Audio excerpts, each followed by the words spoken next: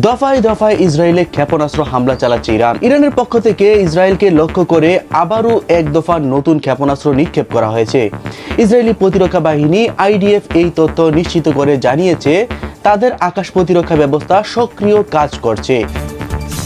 এদিকে ইরানি ক্ষেপণাস্ত্রের আঘাতে ইসরায়েল জুড়ে বাজছে সাইরেন। ইরান থেকে ছোড়া একাধিক ক্ষেপণাস্ত্রের আঘাতে মধ্য ও দক্ষিণ ইসরায়েলের বেশ কয়েকটি শহরে সতর্কতামূলক সাইরেন বেজে উঠছে। সোমবার 8 জুন ইসরায়েলি সামরিক বাহিনী এক বিবৃতিতে জানিয়েছে ইরান থেকে দিয়ে আসা এই ক্ষেপণাস্ত্রগুলো শনাক্ত করার পরপরই দেশের আকাশ প্রতিরক্ষা ব্যবস্থা সক্রিয় করা হয়েছে।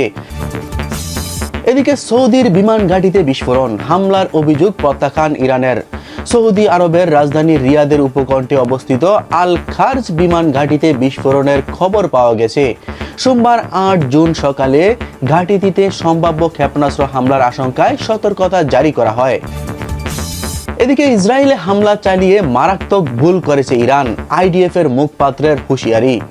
রোববার 7 জুন রাতে টেলিভিশনে দেয়া এক বিবৃতিতে ইসরায়েলের সেনাপ্রধান একথা বলেন। বিবৃতিতে ইরান থেকে মিসাইল ছোড়ার খবর নিশ্চিত করেন তিনি। হামলার প্রতিবাদে তেল আবিবের প্রতিরক্ষা ব্যবস্থা কাজ করছে বলে জানান এই সেনাপ্রধান। আসসালামু আলাইকুম, আমি নিয়ামত সুমন স্বাগত জানাচ্ছি সারা বিশ্বে বাছাই করা আন্তর্জাতিক খবরে। শুরুতেই থাকছে ইরান ও যুক্তরাষ্ট্র প্রসঙ্গ। দফায় দফায় ইসরায়েলে ক্ষেপণাস্ত্র হামলা চালাচ্ছে ইরান। ইরানের পক্ষ থেকে ইসরায়েলকে লক্ষ্য করে আবারও এক দফা নতুন ক্ষেপণাস্ত্র নিক্ষেপ করা হয়েছে। ইসরায়েলি প্রতিরক্ষা বাহিনী আইডিএফ এই তথ্য নিশ্চিত করে জানিয়েছে তাদের আকাশ প্রতিরক্ষা ব্যবস্থা সক্রিয় কাজ করছে এবং ধেয়ে আসা ক্ষেপণাস্ত্রগুলো আকাশে ধ্বংস করার চেষ্টা চলছে। এর আগে রোববার রাতেও উত্তর ইসরায়েলকে নিশানা করে একাধিক ব্যালিস্টিক ক্ষেপণাস্ত্র ছুড়েছিল তেহরান। ইসরায়েলি বাহিনীর দাবি আগের বারের সব ক্ষেপণাস্ত্রই সফলভাবে প্রতিহত করা হয়েছে এবং এতে কোনো ক্ষয়ক্ষতি বা হতাহতের ঘটনা ঘটেনি। ইরানের ইসলামিক বিপ্লবী গার্ড IRGC জানিয়েছে দক্ষিণ লেবাননের টাইর ও নাবিয়াত এলাকায় বেসামরিক মানুষ হত্যার প্রতিশোধ হিসেবে তারা ইসরায়েলের রামাত ডেভিড বিমান ঘাঁটিতে এই হামলা চালিয়েছে।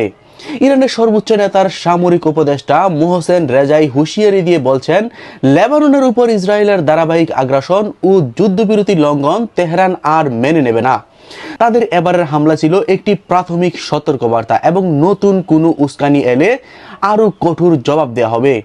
IRGC স্পষ্ট করে বলছে যে ইসরায়েল পাল্টা আঘাত করলে এই অঞ্চলে অবস্থানরত মার্কিন স্বার্থ সংশ্লিষ্ট লক্ষ্যবস্তুর উপর বড় ধরনের আক্রমণ চালানো হতে পারে।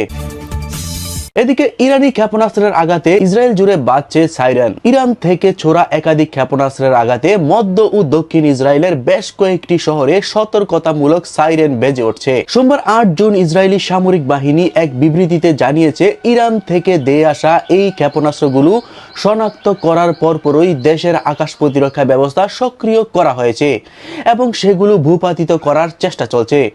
তেল আবিব ও জেরুজালেম বরু থেকে প্রাপ্ত সর্বশেষ সংবাদ থেকে এই বিমান হামলার বিস্তারিত তথ্য জানা গেছে। গত রাত থেকে শুরু করে 3 দফায় ইরান থেকে ছোড়া ক্ষেপণাস্ত্রের কারণে উত্তর ইসরায়েল বেশ কয়েকটি শহরে অনবরত সাইরেন বাজছিল। বিভিন্ন আন্তর্জাতিক সূত্রের খবর অনুযায়ী ইসরায়েলকে লক্ষ্য করে প্রায় 10টি ক্ষেপণাস্ত্র নিক্ষেপ করেছে ইরান। এর জবাবে ইসরায়েলি বাহিনীও ইরানের পশ্চিম ও মধ্যাঞ্চলীয় সামরিক লক্ষ্যবস্তুতে পাল্টা বিমান হামলা চালানোর পরিকল্পনা করছে। এদিকে সৌদির বিমান ঘাঁটিতে বিস্ফোরণ, হামলার অভিযোগ প্রত্যাখ্যান ইরানের। সৌদি আরবের রাজধানী রিয়াদের উপকণ্ঠে অবস্থিত আল খার্জ বিমান ঘাঁটিতে বিস্ফোরণের খবর পাওয়া গেছে। সোমবার 8 জুন সকালে ঘাঁটিটিতে সম্ভাব্য ক্ষেপণাস্ত্র হামলার আশঙ্কায় সতর্কতা জারি করা হয়। এর কিছুক্ষণ পরপরই বিস্ফোরণের শব্দ শোনা যায় বলে স্থানীয় সূত্র জানিয়েছে। বিস্ফোরণের খবর ছড়িয়ে পড়ার পর স্থানীয় বাসিন্দাদের দ্রুত নিরাপদ স্থানে সরে যাওয়ার নির্দেশ দেয় কর্তৃপক্ষ। এতে পুরো এলাকায় আতঙ্ক ছড়িয়ে পড়ে। আল খার্জ বিমান ঘাঁটির আশেপাশে বিকট শব্দে বিস্ফোরণের খবরের পরপরই এই সতর্কতা জারি করা হয়। তবে কিছু সময় পর সৌদি সিভিল ডিফেন্স এক বিবৃতিতে জানায় আল খার্জ অঞ্চলে সৃষ্ট ঝুঁকি কেটে গেছে। যদিও কী ধরনের হুমকি বা ঘটনার কারণে সতর্কতা জারি করা হয়েছিল সে বিষয়ে বিস্তারিত কোনো তথ্য প্রকাশ করেনি সৌদি আরব। এদিকে ইসরায়েলে হামলা চালিয়ে মারাত্মক ভুল করেছে ইরান, আইডিএফ এর মুখপাত্রের হুঁশিয়ারি। রোববার 7 জুন রাতে টেলিভিশনে দেয়া এক বিবৃতিতে ইসরায়েলের সেনাপ্রধান একথা বলেন। বিবৃতিতে ইরান থেকে মিসাইল ছোড়ার খবর নিশ্চিত করেন তিনি। হামলার প্রতিবাদে তেল আবিবের প্রতিরক্ষা ব্যবস্থা কাজ করছে বলে জানান এই সেনাপ্রধান। বলেন হিজবুল্লাহ বিরোধী অভিযান চালিয়ে যাবে ইসরায়েল, তবে দ্রুতই ইরানের বিরুদ্ধে পাল্টা পদক্ষেপ নেওয়া হবে কিনা তা স্পষ্ট করেননি তিনি। ইসরায়েলের সেনাপ্রধান ফেডরিন বলেন, কিছুক্ষণ আগে ইরানের সন্ত্রাসী প্রশাসন ইসরায়েলি ভূখণ্ড লক্ষ্য করে মিসাইল ছড়েছে। আমরা প্রস্তুত ছিলাম, হামলা ঠেকাতে শক্ত প্রস্তুতি আছে বলে জানান তিনি। ইরান আরো একবার চরম ভুল করলো, তারা সন্ত্রাসবাদকে বেছে নিয়েছে, একথা তিনি বলেন। এর আগে ইসরায়েলের জাতীয় নিরাপত্তা উপদেষ্টা ও কট্টরপন্থী নেতা ইতামার বেন গাভির এক্স বার্তায় এক বাক্যে হুঁশিয়ারি দেন। তিনি বলেন, রাতেই পড়তে হবে তেহরানকে।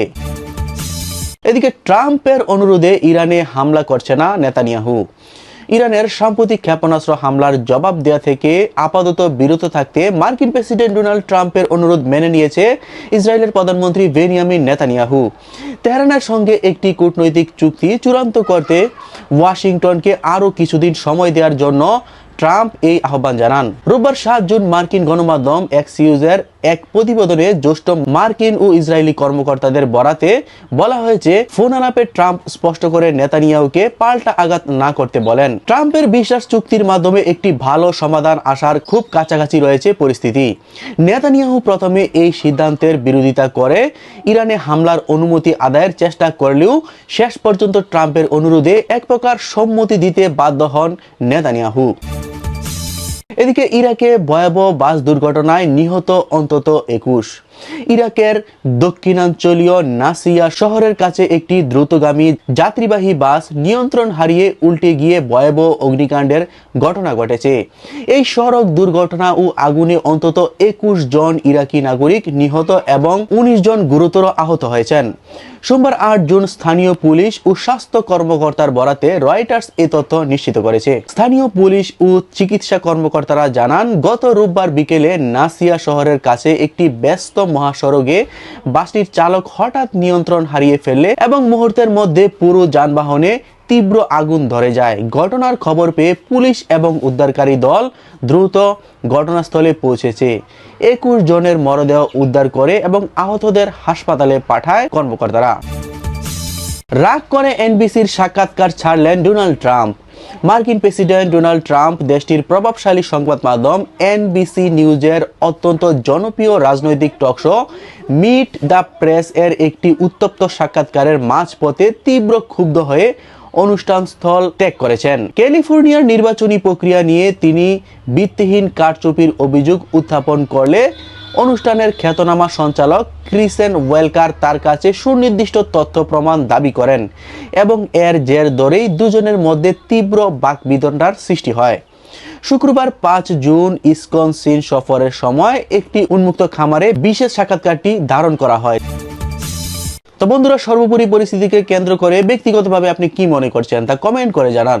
তো বন্ধুরা, আজকের মতো বিদায়, দেখা হবে নতুন ভিডিওতে। সে পর্যন্ত সবাই ভালো থাকবেন, সুস্থ থাকবেন এবং চ্যানেলটি সাবস্ক্রাইব করে পাশে থাকার জন্য অনুরোধ করা হলো। ধন্যবাদ।